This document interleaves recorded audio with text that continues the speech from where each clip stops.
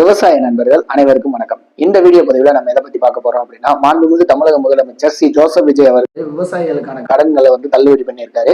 அது எந்த சதவீதத்துல தள்ளுபடி பண்ணியிருக்காரு, அதே மாதிரி எந்த மாதிரி விவசாயிகளுக்கு தள்ளுபடி பண்ணியிருக்காரு அப்படிங்கிறது தான் இந்த வீடியோல பார்க்க போறோம். அதுக்கு முன்னாடி இப்போதான் நம்மளோட சேனலை பார்க்குற முதல் நபர்களா இருந்தீங்கன்னா விவசாயம் மற்றும் விவசாயம் சார்ந்த தகவல்களுக்கு நம்மளோட சேனலை சப்ஸ்கிரைப் பண்ணி வச்சுக்கோங்க. வாங்க இப்ப வீடியோக்குள்ள போலாம். தமிழகத்துல தமிழக வெற்றி கழகம் ஆட்சிக்கு வந்ததுக்கு அப்புறம் நிதித்துறை அமைச்சரும் அதே மாதிரி வேளாண் துறை அமைச்சரும் தனித்தனியா பட்ஜெட் தாக்கல் பண்ணாங்க. இந்த பட்ஜெட்ல நிறைய திட்டங்கள் விவசாயிகளுக்கு, குறிப்பா வேளாண் பட்ஜெட்டை பத்தின வீடியோ பதிவு நம்ம சேனல்ல போட்டிருப்போம். அந்த வீடியோல என்னென்ன அறிவிப்புகள் விவசாயிகளுக்கு குறிப்பா வெளியிட்டு இருந்தாங்க அப்படிங்கறத சொல்லியிருப்போம். அதே மாதிரி இதுல விவசாயிகளுக்கு குறிப்பா நிறைய பல திட்டங்கள் தாவேக அரசு கொண்டு வந்திருக்காங்க. உதாரணத்துக்கு குறைந்தபட்ச ஆதரவு விலை கூட சேர்த்து ஊக்கத்தொகை வழங்குறாங்க அப்படிங்கிற அறிவிப்பு சொல்லியிருந்தாங்க. அது போக இந்த மாதிரி விவசாய கடன் தள்ளுபடி சொல்லியிருந்தாங்க. அதே மாதிரி குறுவை ஸ்கீம் அப்படிங்கறத ஒரு திட்டம் கொண்டு வந்திருந்தாங்க. இது தொடர்ந்து இந்த மாதிரி விவசாய கடன் தள்ளுபடியை அறிவிச்சிருந்தாரு.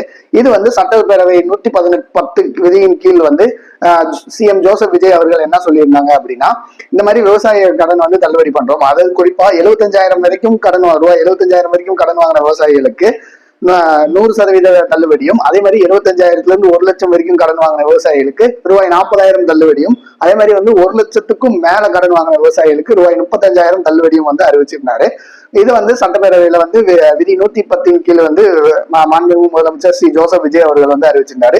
இதுக்கு எதிர்ப்பு தெரிவிக்கிற விதமா எதிர்கட்சி தலைவர் உதயநிதி ஸ்டாலின் அவர்கள் என்ன சொல்லியிருந்தாரு அப்படின்னா, இந்த திட்டமானது திமுக ஆட்சி காலத்திலே கொண்டு வரப்பட்ட திட்டம் தான். விவசாயிகளுக்கு பயிர்கடன் தள்ளுபடி ஆகட்டும், விவசாய கடன் தள்ளுபடி ஆகட்டும், இது திமுக ஆட்சி காலத்திலே கொண்டு வந்ததுதான், இது எதுவும் புதுசா கிடையாது அப்படிங்கறது சொல்லியிருந்தாரு. இந்த மாதிரி பயிர்கடன் தள்ளுபடி திட்டம் திமுக ஆட்சி காலத்துல கொண்டு வந்தது எந்த அளவுக்கு உண்மை அப்படிங்கிறது இல்ல. அதுக்கான எந்த ஆதாரமும் அவங்க இது முறையா சமர்ப்பிக்கல அப்படிங்கறதுதான் உண்மை. நாங்க தான் சொல்றோம்ல, நீங்க நிரூபிங்கன்னு சொல்றோம். நீங்க நிரூபிக்க வேண்டியதான, எதுவுமே இல்லாம நீங்க மட்டும் பேசணும்னா அது எப்படி? மாண்புமிகு முதலமைச்சர் ஜோசப் விஜய் அவர்கள் சொன்ன இந்த தள்ளுபடி யார் யாருக்கு பொருந்தும் அப்படிங்கிறத பாத்தீங்க அப்படின்னா, முக்கியமா இது கூட்டுறவு வங்கியில கடன் வாங்கின விவசாயிகளுக்கு மட்டும்தான் பொருந்தும் அப்படிங்கறது சொல்லியிருக்காங்க. அதாவது ஒவ்வொரு ஊர்கள்லயும் இருக்க தொடக்க வேளாண் கூட்டுறவு சங்கத்துல கடன் வாங்கின விவசாயிகளுக்கு மட்டும்தான் இது பொருந்தும். அதுவும் குறிப்பா கடந்த ஆண்டு 2025ஆம் ஆண்டு மே மாதம் முதல் இந்த ஆண்டு பிப்ரவரி மாதம் வரைக்கும் கடன் வாங்கின விவசாயிகளுக்கு தான் இது பொருந்தும் அப்படிங்கறது சொல்லியிருக்காங்க.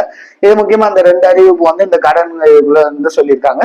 இது போக இந்த கடன் தள்ளுபடிக்கான அமௌண்ட், அதாவது இந்த தொகை நேரா விவசாயிகளோட வங்கி கணக்கிலே செலுத்தப்படும் அப்படிங்கிற அறிவிப்பு சொல்லியிருக்காங்க. உங்களோட விவசாயம் மற்றும் விவசாயம் சார்ந்த நண்பர்களுக்கும் பயன்படும். இந்த மாதிரி விவசாயம் சார்ந்த தகவல்களுக்கு நம்மளோட சேனல் சப்ஸ்கிரைப் பண்ணி வச்சுக்கோங்க. நன்றி, வணக்கம்.